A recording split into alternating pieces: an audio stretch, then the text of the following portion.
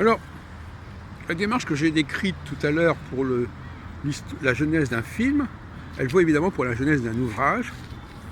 Toute incohérence au niveau de la construction d'un document a une valeur diachronique, en quelque sorte. Donc là, il y a une connexion entre la synchronie et la diachronie.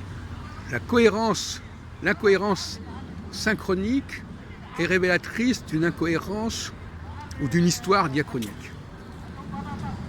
Et toute problématique diachronique a des incidences au niveau synchronique. C'est-à-dire que chaque fois... Alors c'est intéressant, pourquoi ? Parce que même quand on n'a pas des éléments diachroniques concrets qui nous sont parvenus, on peut, à partir des éléments qui nous sont parvenus, plus tardifs éventuellement, reconstituer ces éléments qui ne sont pas parvenus. Ça vaut pour les langues, ça vaut pour les textes astrologiques, ça vaut pour les textes bibliques.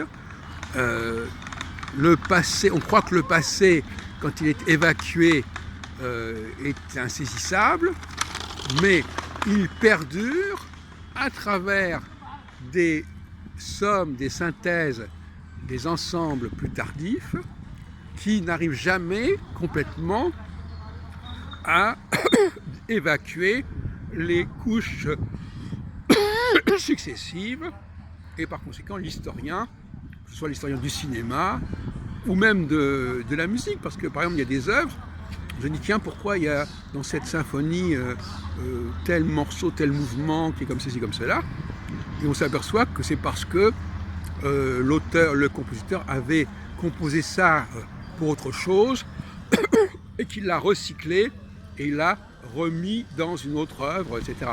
Chaque fois qu'il y a quelque chose qui cloche, qui détonne, qui sonne incorrectement, c'est l'indication d'une histoire. Il y a une vertu diachronique à toute incohérence synchronique.